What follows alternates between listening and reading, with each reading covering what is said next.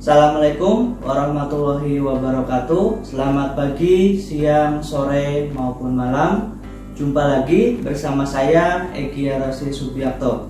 Pada kesempatan kali ini kita akan membahas mengenai salah satu mata kuliah yang ada di Teknik Informatika, yakni mata kuliah Rekayasa Perangkat Lunak, di mana pada kesempatan kali ini kita akan membahas mengenai pertemuan kedua, yakni pengenalan RPL atau rekayasa perangkat lunak.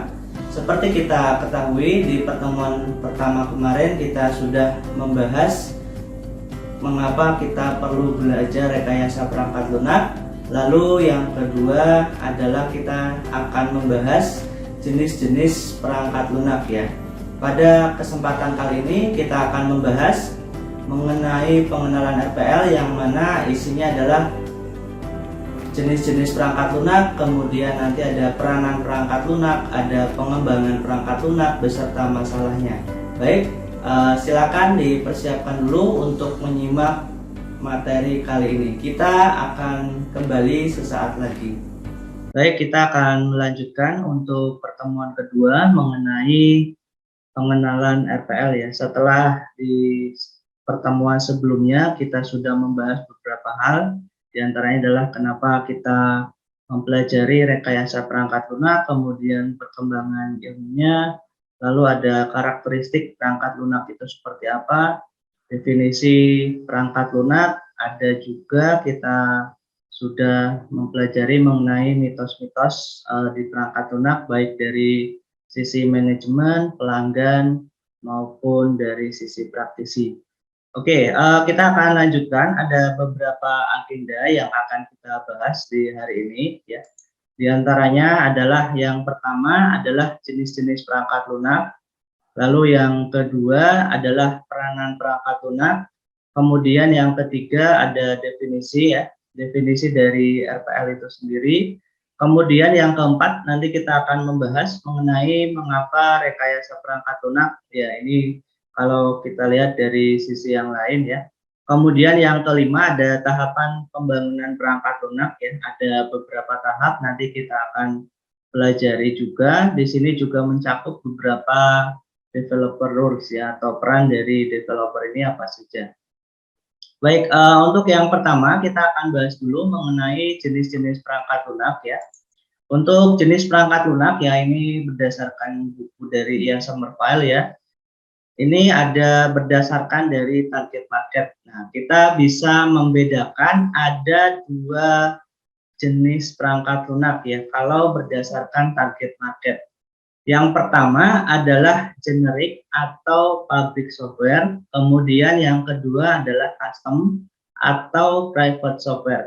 Seperti apa bedanya antara kedua jenis ini ya, kita akan bahas ya. Yang pertama dulu kita akan bahas mengenai generic atau public software ya. Di sini mungkin ada teman-teman yang tahu apa itu generic atau public software ya, bisa silakan berkomentar di video ini ya jika ada yang tahu. Nah, kemudian kita akan membahas bahwa public software ini adalah seperti apa. Ya, ini kalau kita lihat dari definisinya, public software ini adalah perangkat lunak standar yang diproduksi oleh perusahaan pengembang ya, oleh developer, dan dijual pada pasar terbuka kepada siapapun yang bisa membelinya ya. Istilahnya adalah shrink wrapped ya. Jadi perangkat lunak ini dijual ke pasar terbuka ya. Jadi nanti ada contohnya ya. Ada karakteristiknya juga ya. Seperti apa untuk generic atau public software, kita bisa lihat ya. Nah, untuk yang generic atau public software ini penggunanya ini umum ya, umum, kemudian kebutuhannya juga luas, lingkungan penggunanya juga tidak terbatas. Nah, mungkin teman-teman bisa menebak nih, apa sih contohnya ya. Nah, silakan bisa ditebak ya untuk contohnya ya. Kita akan lihat, nah, contohnya seperti apa ya untuk public software. Ya, jadi ada karakteristiknya di situ, dipahami dulu ada karakteristiknya, bahwa untuk Generic atau public software ini dijual di pasar terbuka, lalu penggunanya juga umum, kebutuhannya juga luas, lalu lingkungan penggunanya tidak terbatas. Nah, kira-kira apa contohnya? Nah, kalau kita lihat ya, contohnya adalah Microsoft Office. Nah, ini jadi penggunanya ini umum ya. Jadi semua orang yang membelinya, yang membeli lisensi untuk Office ini ya akan bisa menggunakan ya. Kemudian ada Windows 8, Windows 7, Windows 10 ya. Mungkin kalau sekarang sudah ada Windows 11 ya. Nanti ke depan juga mungkin akan berkembang lagi ke seri-seri Windows yang lain. Nah, terakhir kalau dari update ya kita ada Windows 11 ya. Ya mungkin penggunanya sudah banyak ya, ya walaupun tidak sebanyak yang Windows 10 ya, karena memang tergolong baru.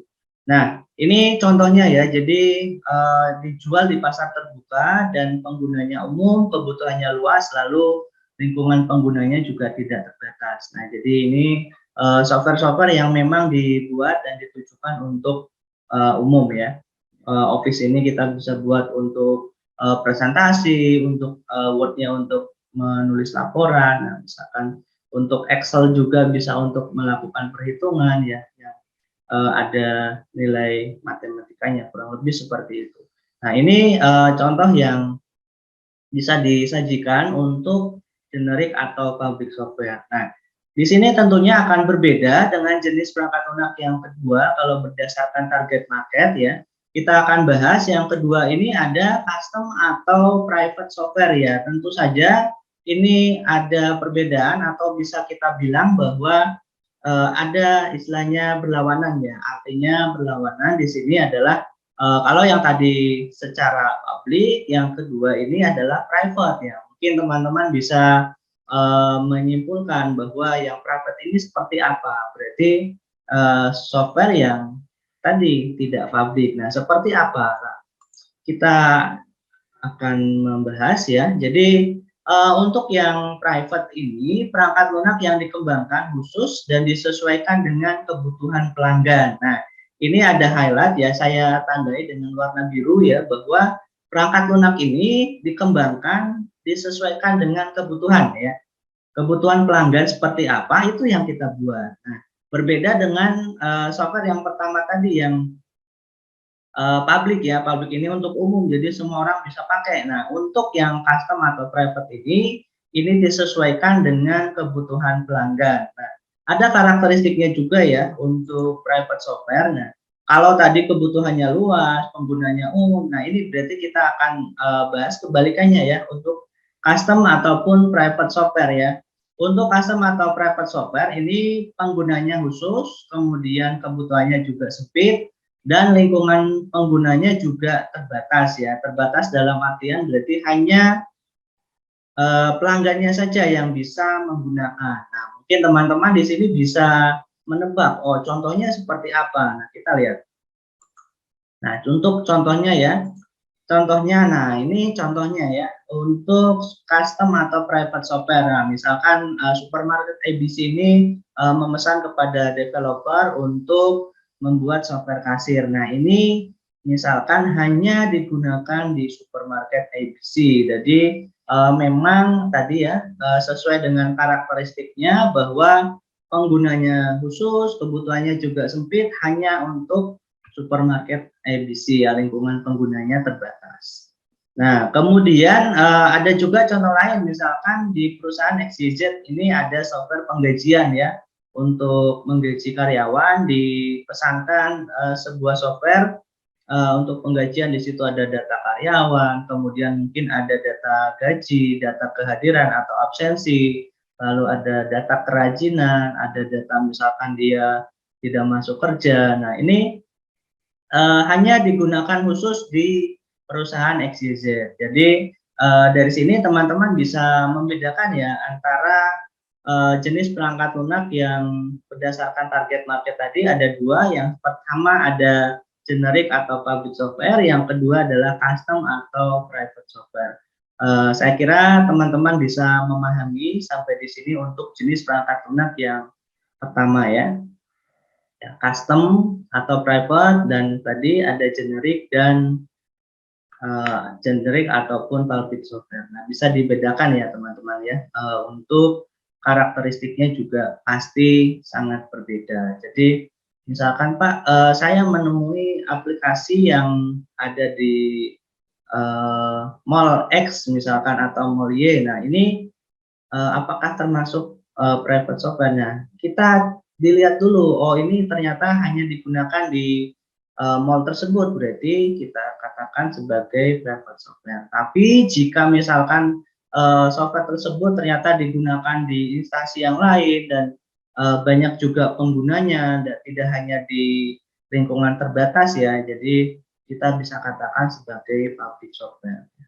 Kurang lebih seperti itu ya. Sebenarnya kalau public software ya contohnya banyak sekali ya teman-teman di sini juga mungkin familiar banyak menggunakan ya. Contohnya ada aplikasi game yang ada di Play Store yaitu termasuk ke dalam public software ya, karena semua orang bisa mendownload, semua orang bisa menggunakan, dan semua orang mungkin bisa membeli ya jika ada memang yang berbayar. Nah, kurang lebih seperti itu. Oke, itu jenis perangkat lunak berdasarkan target market ya. Kita beranjak ke materi selanjutnya, masih mengenai jenis perangkat lunak ya. Nah, kalau yang tadi berdasarkan target market, nah ini kalau dari bukunya Roger Pressman ya, ada jenis perangkat lunak berdasarkan platform ya. Ada di sini ada software system, kemudian ada software real time ya. Mungkin real time ini adalah teman-teman di sini misalkan sistem kasir, di situ ada penjualan ya, sistem ketika penjualan apa namanya dikurangi barangnya, stoknya otomatis akan berkurang juga. Jadi ada sistem yang real time ya. Jadi di situ ada update stok, ada juga mungkin mengenai keberangkatan pesawat. Di sini kan menggunakan software yang real time ya. Di situ ada waktunya. Kemudian ada juga yang ketiga, berdasarkan platform ini ada software bisnis, lalu ada software teknik dan ilmu pengetahuan, lalu ada software tertanam ya, mungkin ini kita bisa contohkan atau dikatakan ada embedded software di sini, misalkan software-software yang memang tertanam di dalam sebuah sistem ya, contohnya misalkan teman-teman mungkin sering menemui sistem parkir ya, sistem parkir di situ ketika kita scan apa namanya mungkin kartu, sekarang banyak tempat parkir yang menggunakan kartu e-money ya, kita tinggal tempel seperti di jalan tol gitu ya. Nah itu software yang tertanam contohnya, atau juga misalkan software yang di embed di dalam sebuah mesin cuci, nah dan lain sebagainya, yaitu software yang tertanam. Kemudian ada software komputer personal ya di PC ya, mungkin teman-teman juga tahu ada Office tadi ya, ini termasuk dalam software PC dan lain sebagainya. Lalu ada software kecerdasan buatan ya, ini tadi konsepnya mungkin ditanam dalam, misalkan contohnya adalah software atau apapun yang ditanam di dalam robot ya, ini ada AI-nya ya, ada kecerdasan buatannya. Kemudian ada juga software mobile ya, ini mungkin teman-teman ya sering dan pasti setiap hari menemui namanya software mobile ya. Kalau di Android ada Google Play Store, di situ ada banyak kumpulan software mobile ya, termasuk juga ada game ya. Nah itu contoh yang software mobile. Oke, kemudian kalau kita lihat lagi ya, ada jenis perangkat lunak berdasarkan lisensi ya. Nah, ini bisa kita bagi menjadi dua. Yang pertama ada proprietary software, kemudian yang kedua ada open source ya. Mungkin teman-teman lebih familiar dengan yang nomor dua ya, dan sering mendengar, oh ini adalah open source ya. Mungkin pernah mendengar ya. Kalau proprietary seperti apa? Lah kita saksikan. Pasti ini ada perbedaannya ya. Oke, kita yang pertama dulu ada proprietary software ya, software yang source code-nya tertutup ya, dan didistribusikan dengan satu format lisensi yang membatasi pihak lain untuk menggunakan, memperbanyak, dan memodifikasi. Nah, Software yang source code-nya tertutup di sini berarti nanti kita ada keterbatasan ya dalam menggunakan, memperbanyak dan memodifikasi. Nah, ini tentunya nanti akan berbeda dengan software yang open source ya. Jadi ada istilahnya seperti lawannya gitu ya, atau kebalikannya bahwa kalau proprietary ini source code-nya tertutup, kemudian dalam penggunaannya juga ada pembatasan, lalu ada memperbanyak juga mungkin harus butuh izin, memodifikasinya juga perlu izin. Nah, ini yang dinamakan dengan proprietary software. Oke, untuk lisensinya sendiri, untuk proprietary software ini memungkinkan orang lain menggunakan software yang kita buat dengan diikuti penyerahan royalti. Jadi kalau misalkan ada orang lain yang mau menggunakan software tersebut, ini harus izin dulu ya. Kurang lebih kasusnya mungkin sama dengan lagu ya. Nah, lagu ini termasuk dalam proprietary ya, walaupun bukan software, tapi analoginya adalah ketika kita punya lagu, kalau orang lain mau menggunakan dan menyanyikan lagu tersebut ya harus ada izin dan mungkin ada royalti ke pencipta ya atau ke pemilik hak ciptanya. Nah, ini untuk yang proprietary software ya. Lalu seperti apa contohnya? Nah, ini ada shareware dan freeware adalah contoh dari proprietary software. Jadi di sini ada istilah bahwa free for use belum tentu free for redistribute atau free for modify ya. Jadi walaupun bebas untuk digunakan, ini belum tentu bebas untuk didistribusikan ulang maupun dimodifikasi. Jadi harus hati-hati kalau dengan proprietary software ya, karena tadi source code-nya tertutup tadi ya. Jadi ada pembatasan dalam menggunakan, memperbanyak maupun memodifikasi ya. Semoga bisa dipahami untuk yang proprietary ya. Lalu apa bedanya? Tentu saja berbeda dengan yang open source ya.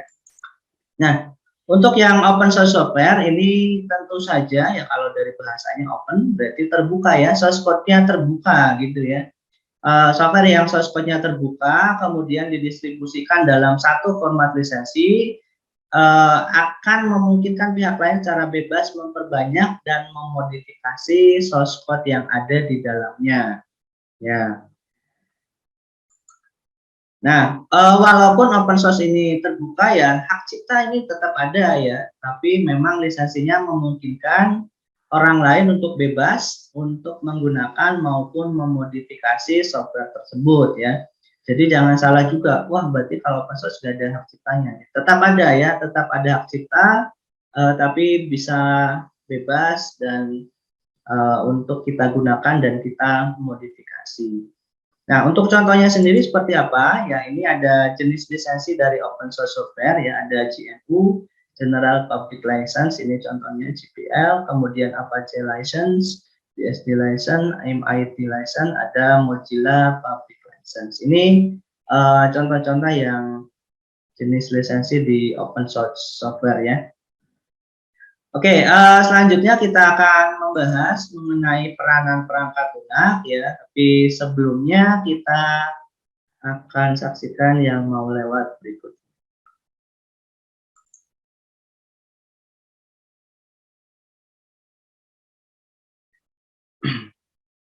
Baik, kita lanjutkan yang materi selanjutnya adalah mengenai peranan perangkat lunak ya. Di sini ada beberapa peranan ya. Yang pertama adalah menggantikan peran manusia ya. Jadi di sini penjelasannya bahwa dilakukan dengan otomasi terhadap suatu tugas atau proses ya.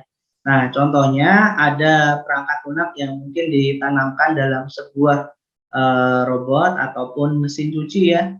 Mesin cuci ya, kalau biasanya orang melakukan mencuci secara manual ya, nah ini dengan adanya mesin cuci, nah kita bisa mencuci secara otomatis di situ ya. Jadi kita tinggal masukkan baju, nanti sudah langsung kering sendiri ya untuk yang mungkin kekeringannya atau drynya 100% gitu ya. Jadi nanti kita tinggal jemur atau tidak perlu ya kalau sudah kering 100%. Ini contoh yang menggantikan peranan manusia. Jadi softwarenya memang ditanamkan pada beberapa alat ya. Jadi ada juga contoh lain yang mungkin ada itu ya, untuk di tol ya gitu ya, ada scan untuk kartu e-tol. Nah, itu juga menggantikan peranan manusia ya. Kalau dulu kita masuk atau keluar tol misalkan harus lewat petugas ya, kita bayar lewat petugas. Nah, kalau sekarang kita tinggal tempel e-tol ya, tentunya harus ada saldonya, baik masuk maupun keluar, dan biasanya harus menggunakan kartu yang sama. Nah, ini juga salah satu peranan dari perangkat lunak ya, menggantikan peranan manusia. Lalu yang kedua, ini ada memperkuat peranan manusia ya. Jadi dengan membantu manusia mengerjakan suatu tugas atau proses dengan lebih baik dan tertata. Nah, ini contohnya ya, memperkuat peran manusia, misalkan ada sebuah mesin ya yang digunakan untuk memotong misalkan sayuran. Nah, ini bisa membantu manusia ya, ada mesin ya.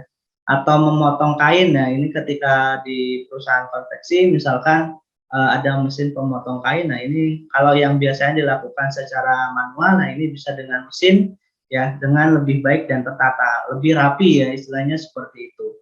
Nah, jadi ini membantu tugas manusia juga. Ini yang kedua ya, contoh yang memperkuat peran manusia. Kemudian ada juga yang ketiga, jadi peranan perangkat lunak yang ketiga adalah melakukan restrukturisasi peran manusia ya, dengan melakukan perubahan-perubahan terhadap sekumpulan tugas atau proses ya. Ini melakukan restrukturisasi ya, misalkan yang tadinya kita melakukan tadi misalkan mencuci baju dengan manual, kemudian sekarang sudah ada mesin untuk mencuci, lalu ada juga mungkin kalau dilihat di luar negeri mungkin sudah ada mesin untuk melakukan setrika ya. Kalau orang dulu bisa melakukan itu cara manual, kalau sekarang bisa ada dengan bantuan mesin. Jadi ada di situ ada restrukturisasi ya. Jadi dari yang tadinya A kemudian sekarang berubah menjadi B. Lalu yang keempat ya, ini mungkin yang paling familiar ya. Jadi peranan perangkat lunak ini bisa juga sebagai hiburan dan permainan ya, dengan menyajikan aplikasi interaktif hiburan yang semakin dekat dengan kenyataan ya. Kalau sekarang mungkin banyak aplikasi-aplikasi yang virtual reality ya, kalian misalkan mau pergi berlibur ya dengan keterbatasan dana ya, kalian bisa pakai yang virtual reality ya, kalian jalan-jalan secara itu ya realitasnya. Nah, ini untuk hiburan dan permainan ya, baik contohnya juga misalkan kalian mendownload aplikasi game di Play Store misalkan. Nah, ini kan juga hiburan dan permainan. Banyak sekali contohnya kalau yang nomor 4 ini. Oke, itu peranan perangkat lunak, saya kira bisa dipahami ya. Nanti jika belum jelas bisa ditanyakan di komentar video ini ya. Nah, selanjutnya kita akan membahas, jadi dari kemarin pertemuan pertama kita bicara mengenai perangkat lunak, lalu sebenarnya apa sih definisi dari rekayasa perangkat lunak ya. Rekayasa perangkat lunak ini adalah merupakan sebuah disiplin ilmu yang membahas semua aspek produksi perangkat lunak ya. Jadi kemarin juga sudah saya bahas di pertemuan pertama bahwa aspek-aspek produksi ini nanti terkait dengan adanya fase spesifikasi, kemudian analisis kebutuhan, ada desain atau perancangan, ada tahap konstruksi maupun implementasi atau pengkodingan, lalu ada testing atau pengujian. Nanti kita akan bahas juga ya di tahapan pengembangan sampai dengan pemeliharaan setelah digunakan atau fase maintenance. Jadi perlu digarisbawahi bahwa rekayasa perangkat lunak ini adalah sebuah disiplin ilmu yang membahas semua aspek produksi perangkat lunak. Jadi ada tahapannya ya. Oke, Itu dari definisi perangkat lunak. Selanjutnya kita akan bahas mengenai, nah, mengapa rekayasa perangkat lunak ya, walaupun kemarin sudah kita bahas dengan ilustrasi ya, jadi ternyata di sini ada sejarahnya nih, mengapa rekayasa perangkat lunak ini ada ya. Jadi sebenarnya terminologi rekayasa perangkat lunak atau software engineering ini pertama kali digunakan pada conference tentang software krisis di tahun 1968 ya. Nah, ini awal mulanya nih di 1968. Kemudian krisis perangkat lunak tersebut ini merupakan akibat langsung dari lahirnya komputer generasi ketiga yang canggih pada waktu itu ya. Jadi kemarin sudah dijelaskan juga bahwa perkembangan software dan hardware ini biasanya sangat ekuivalen ya, bahkan beriringan gitu ya. Nah, ini ada ini ya, lahirnya komputer generasi ketiga yang canggih pada waktu itu ya. Nah, kemudian dengan adanya komputer generasi ketiga tersebut ya, perangkat lunak yang dihasilkan tentunya menjadi beberapa kali lebih besar dan kompleks. Nah, ini awal mulanya ya. Jadi adanya komputer generasi ketiga, kemudian perangkat lunaknya menjadi lebih besar saat itu ya. Nah, kemudian ternyata pendekatan informal ini tidak cukup efektif ya, dari sisi kos, waktu, dan kualitas dalam pengembangan perangkat lunak. Lalu, akibatnya apa? Biaya hardware jatuh dan biaya perangkat lunak cepat naik ya. Tadi, hardware dan software ataupun perangkat lunak ini, ada istilahnya perkembangannya saling kejar-kejaran ya, paralel gitu ya. Jadi ketika hardware-nya naik, tentunya versi perangkat lunaknya juga akan naik. Kemudian untuk komputasinya juga kurang lebih seperti itu ya. Nah, sekarang contohnya misalkan kita membuat aplikasi mobile ya, tentunya memerlukan hardware yang punya desain atau punya spesifikasi yang cukup tinggi. Misalkan adanya RAM yang minimal 4 GB ya, walaupun kalau 4 GB juga masih ngos-ngosan ya untuk membuat aplikasi mobile ya, apalagi ketika running aplikasinya ya. Lalu mungkin bisa kita upgrade RAM-nya ya, jadi hardware-nya juga harus ikut naik atau di-upgrade biar perangkat lunaknya juga bisa berjalan dengan lebih efektif. Nah, itu mengapa rekayasa perangkat lunak ya.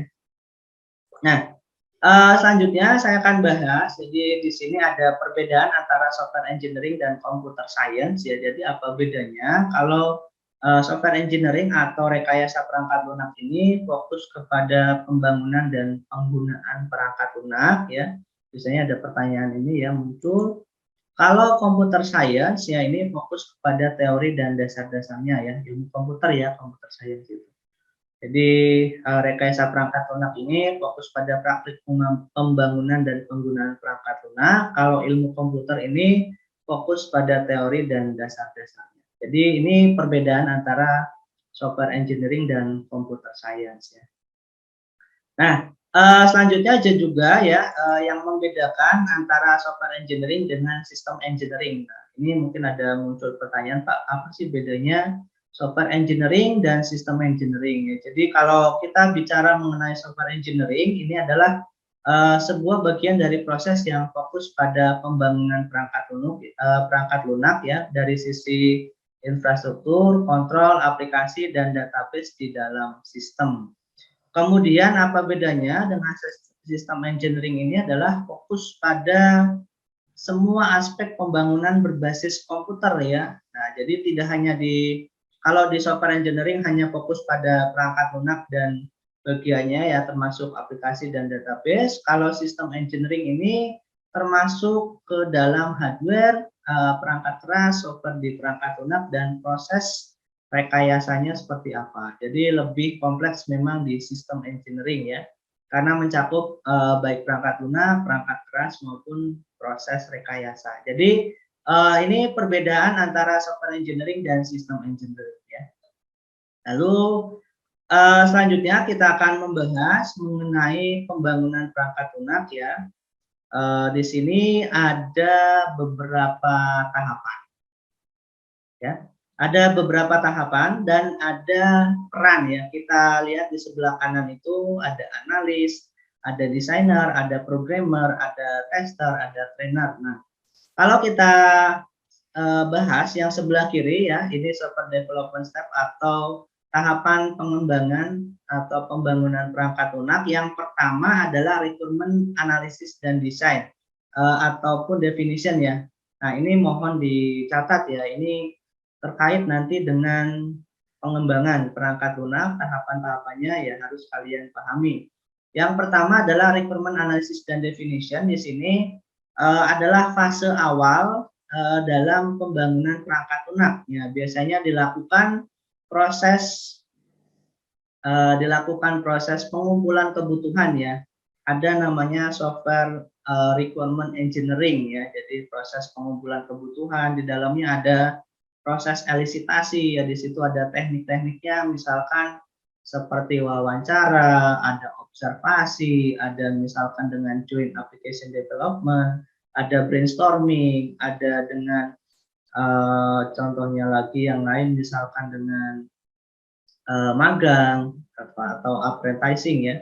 Ini ada mungkin kalau dipelajari di mata kuliah software requirement engineering itu ada sekitar 20 teknik dalam pengumpulan kebutuhan, yang mana contohnya yang paling mudah dan paling familiar adalah wawancara dan observasi. Nah, selain itu ada juga tadi saya sebutkan ya. Itu fase awal ya, jadi dikumpulkan kebutuhannya, kemudian dilakukan proses analisis. Nah, ini siapa yang melakukan? Kalian bisa lihat di sebelah kanan ada seorang analisnya. Di sini nanti mengumpulkan kebutuhan dan menganalisisnya. Nah, biasanya analis ini akan mendokumentasikan ke dalam dokumen spesifikasi kebutuhan perangkat lunak atau software requirement specification yang mungkin dikenal dengan SKPL. Nah, ini tahap pertama. Kemudian ada juga tahapan perancangan ya. Setelah dianalisis lalu dilakukan perancangan baik dari sisi sistem, kemudian program desain. Nah, ini dilakukan oleh desainer ya dan programmer untuk implementasinya ya. Jadi memang di situ ada koordinasi ya antara analis dengan desainer, desainer dengan programmer, programmer dengan tester ya, tester dengan trainer juga. Mereka adalah satu tim ya. Nah, setelah dilakukan perancangan baik dari sisi sistem maupun program, kemudian dilakukan implementasi ya. Tentunya implementasi ini adalah dilakukan pengkodingan oleh programmer. Nah, dilakukan implementasi di situ ya.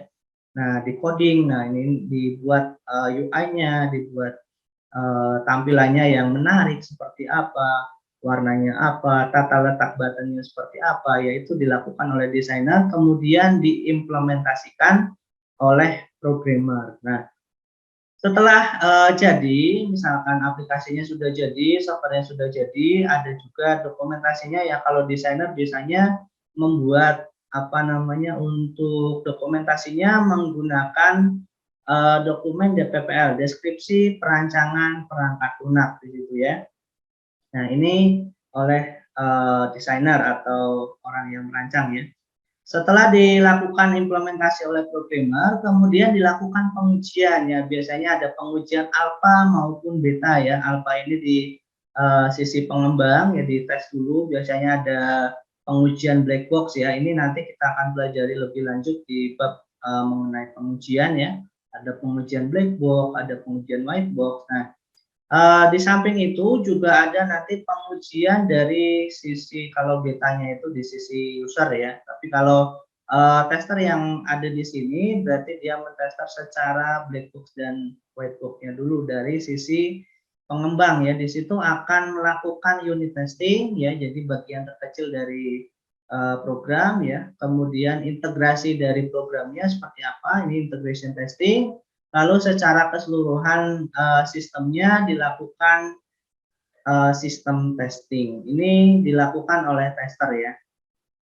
Nah, Selanjutnya setelah oke, lulus uji, baru nanti dilakukan proses delivery ya. Ini, di istilahnya ada trainer ya, trainer ini memberikan pelatihan, ini cara menggunakan, software ini nanti seperti ini ya, ada trainernya. Atau biasanya kalau dalam, dokumentasi ada namanya buku panduan ya, buku panduan penggunaan software. Lalu, ada juga fase yang terakhir adalah maintenance ya, pemeliharaan. Di sini pemeliharaan ini tidak hanya memperbaiki bug ataupun error, tapi juga bisa, melakukan penambahan fitur ya, ada upgrade versi misalkan. Nah, seperti kalian tahu, kalau kalian sering buka Play Store pasti akan ada update aplikasi. Nah, itu, salah satu contoh dari proses maintenance ya, baik, memperbaiki bug atau error. Dan biasanya ketika di Play Store kita download update-nya itu ada keterangan apa sih yang diperbaiki. Bisa saja ada error atau bug yang diperbaiki ataupun misalkan penambahan fitur baru ya. Itu salah satu contoh dari proses maintenance perangkat lunak ya. Sebenarnya semua ada di dekat kita ya, cuman kita mungkin belum ngeh ya bahwa oh itu ternyata proses maintenance ya, seperti itu. Nah, itu, proses pembangunan perangkat lunak beserta peran dari developer ya, yang sebelah kanan ini developernya, yang sebelah kiri adalah tahapan pengembangannya ya. Oke, semoga bisa dipahami, nanti jika belum jelas, kalian bisa tanyakan di, apa namanya, di komentar ya, di komentar video ini. Oke, selanjutnya ada masalah. Nah, ini ternyata dalam pembangunan perangkat lunak ini ada 5 masalah ya. Yang pertama adalah poor requirements ya. Ternyata jika requirement-nya tidak jelas, tidak lengkap, terlalu umum dan tidak stable ya, atau misalkan tidak layak uji. Nah, ini akan menimbulkan masalah ya. Jadi yang pertama ini adalah poor requirement atau requirement-nya lemah ya. Kemudian yang kedua yang menjadi masalah adalah unrealistic schedule ya, jika, ini terlalu banyak, waktu yang dihabiskan ya. Jadi, unrealistic schedule, jadwalnya ini tidak realistis ya. Misalkan coba bangun, aplikasi rekam medik 3 hari aja. Nah, ini kan, sepertinya kok kurang realistis ya. Jadi itu akan menjadi masalah juga yang nomor 2 ya. Lalu yang ketiga ada inadequate testing, ya ini adalah, pengujian yang tidak cukup ya. Jadi, kalian membuat aplikasi, aplikasinya jadi dan tidak, bahkan atau mungkin pengujiannya ini asal-asalan ya, ini juga akan menjadi masalah ya. Ini yang ketiga, pengujiannya tidak cukup atau mungkin asal-asalan pengujian aplikasinya. Jadi tidak ada yang tahu bahwa software itu sudah bagus sampai, customer ini komplain atau adanya crash di dalam sistem ya. Jadi, memang harus melalui proses pengujian yang cukup ya. Ini nomor 3 ya, jadi adanya pengujian yang tidak cukup atau mungkin asal-asalan. Kemudian yang keempat adalah fituritis ya, maksudnya apa? Yang keempat ini adalah ketika aplikasi sudah jadi, ternyata ada request untuk menambahkan fitur baru ya setelah, semua atau tujuan dari pengembangan ini sudah selesai. Nah, ini akan menimbulkan masalah ya. Ya sudah disetujui misalkan fiturnya ada 10, tapi ternyata, di tengah jalan ada request, "Ini tambahin ini ya," ternyata sudah jadi aplikasinya, minta ditambahin. Inilah, fituritis ya. Jadi ada meminta penambahan ketika aplikasinya sudah disetujui dan sudah deal, bahkan mungkin sudah jadi. Nah, ini, akan menjadi masalah yang nomor 4.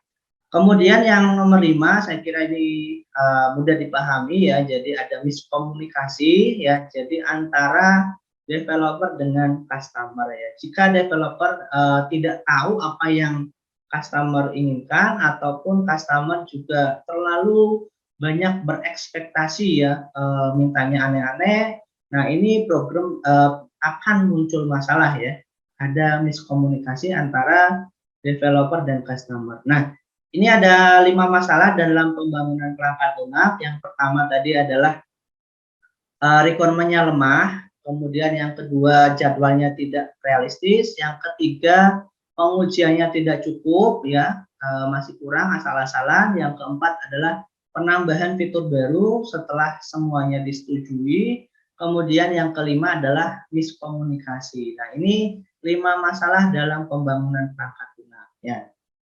Nah, kalau punya masalah tentunya kita punya solusi. Nah, bagaimana caranya biar 5 masalah ini tidak muncul ketika kita membangun perangkat lunak? Nah, caranya seperti apa?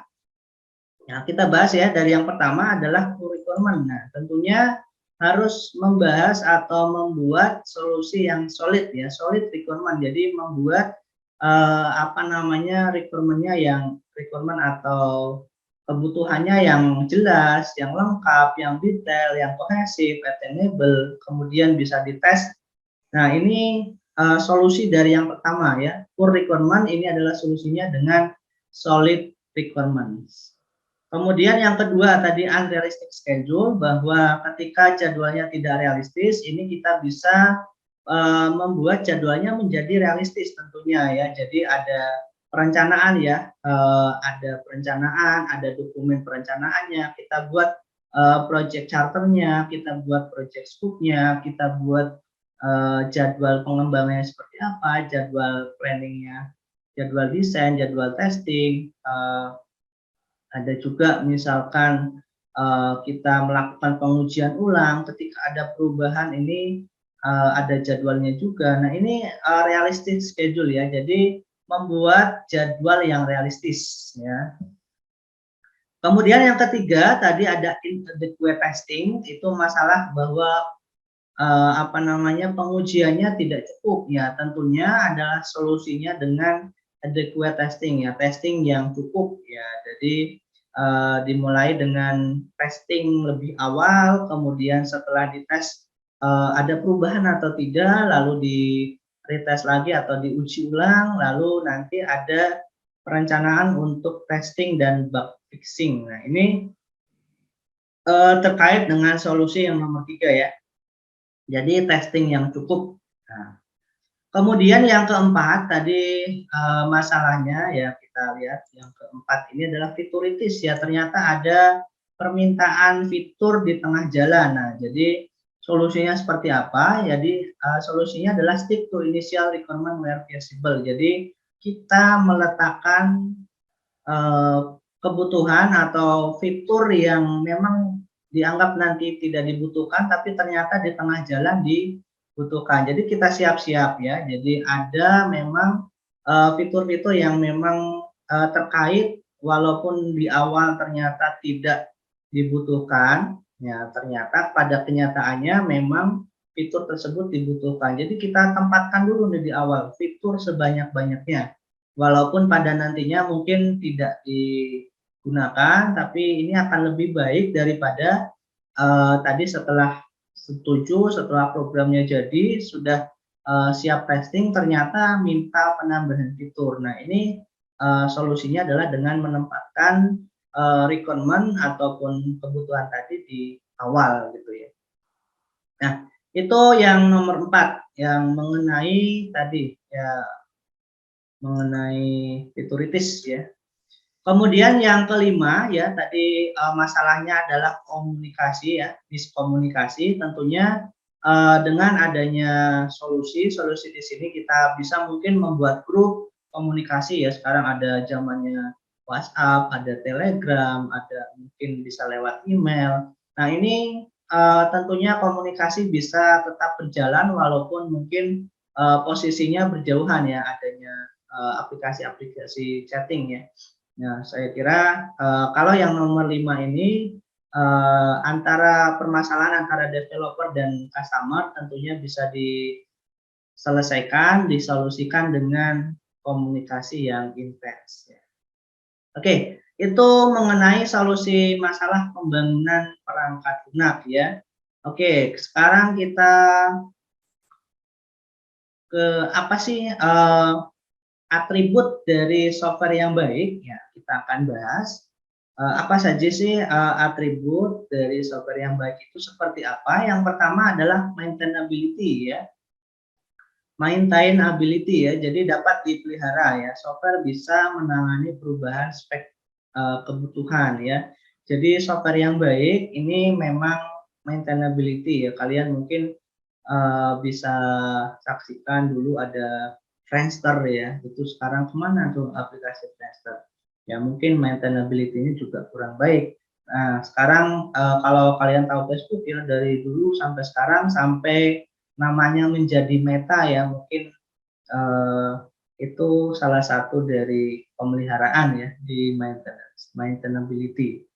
Kemudian yang kedua tadi dapat dipelihara yang pertama, yang kedua ada atribut defendability. Nah, ini dapat diandalkan ya.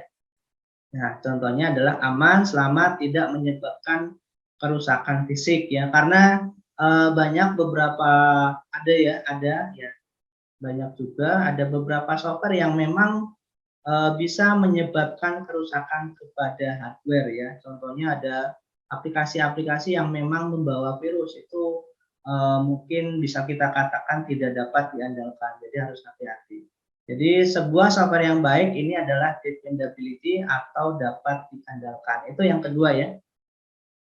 Lalu yang ketiga, ini ada efisiensi atau efisien. Jadi software mampu mengoptimalkan resource ya. Jadi ketika kalian misalkan menginstal Facebook di HP Android versi 4, kemudian di versi 8, versi 7, ini bisa sesuai gitu ya, bisa mengoptimalkan resource yang ada dengan apa namanya RAM yang misalkan hanya 2 giga, kemudian ROM-nya cuma 2 giga juga. Nah, ini bisa berjalan dengan baik. Itu software yang mampu mengoptimalkan resource, itu contohnya ya.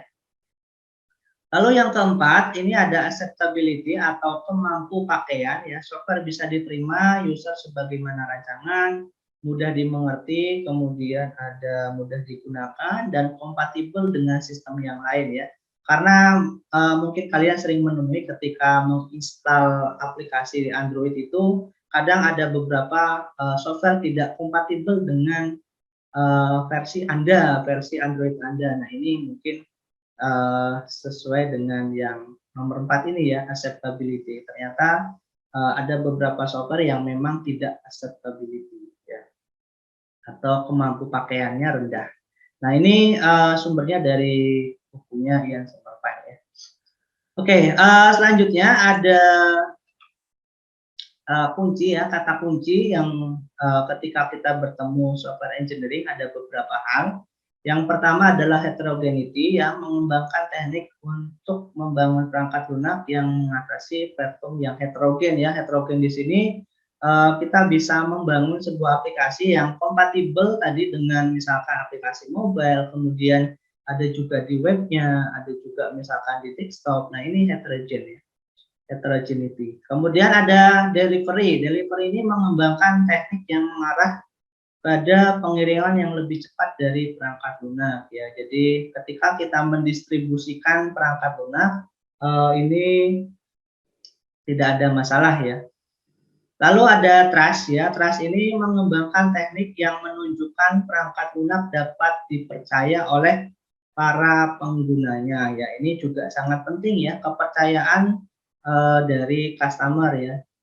Nah, sekarang isu Windows 7 sudah nanti di stop ya untuk upgrade-nya ya, maka nanti mulai beralih saja ke Windows yang versi-versi terbaru gitu ya. Ini jadi mengenai kata kunci ketika kita bertemu dengan rekayasa perangkat lunak. Oke, selanjutnya ada profesional dan ethical responsibility. Jadi memang rekayasa perangkat lunak ini melibatkan tanggung jawab yang lebih luas dari sekedar penerapan keterampilan teknis. Kemudian software engineer juga harus bertindak dengan cara yang jujur dan etis, bertanggung jawab jika ingin dihormati sebagai profesional ya. Jadi nantinya kalau kalian memang akan menjadi seorang software engineer ya, harus punya harus bertindak dengan jujur, etis, dan tentunya bertanggung jawab ya. Ya, perilaku etis lebih dari sekedar penegakan hukum ya. Ini dari Summerfile. Kemudian ada isu mengenai tanggung jawab profesional ya, sebagai seorang profesional di bidang software engineer juga harus menjaga yang pertama adalah confidentiality atau kerahasiaan. Ya, jadi kalian harus sebagai seorang software developer juga harus bisa menjaga kerahasiaan klien kalian ya. Kalau klien kalian ini jangan sampai datanya dibocorkan kepada pihak yang lain, baik itu ada perjanjiannya hitam di atas putih maupun tidak ya. Jadi sebisa mungkin sebagai seorang developer kalian harus bisa menjaga atau menghormati kerahasiaan klien kalian ya. Lalu yang kedua, sebagai seorang profesional di software engineer, kalian juga harus punya kompetensi ya.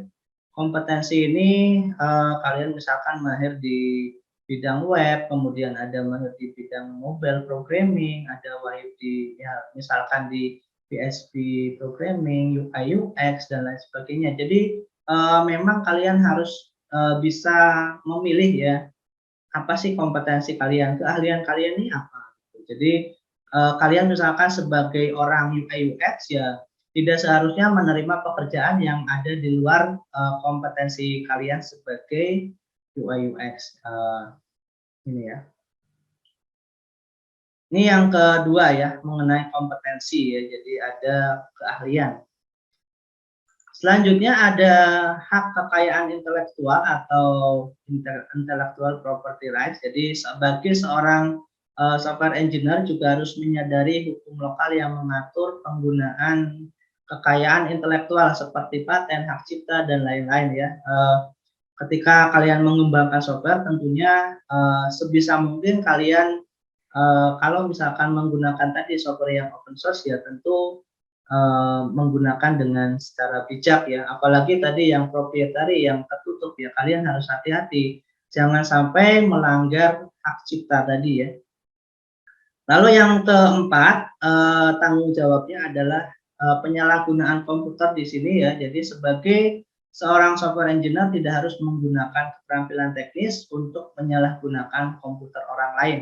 Contohnya, misalkan ketika kalian diminta untuk membangun software di komputer klien kalian, nah, kalian bukannya mengerjakan apa namanya software yang dibuat, tapi malah bermain game. Ternyata ada gamenya di aplikasi di komputer klien saya. Wah ini enak nih buat main game. Nah itu juga termasuk tindakan yang kurang bertanggung jawab ya. Nah ini computer misuse yang keempat ya, penyalahgunaan komputer. Jadi memang harus punya tanggung jawab sebagai seorang profesional di bidang software engineering ya.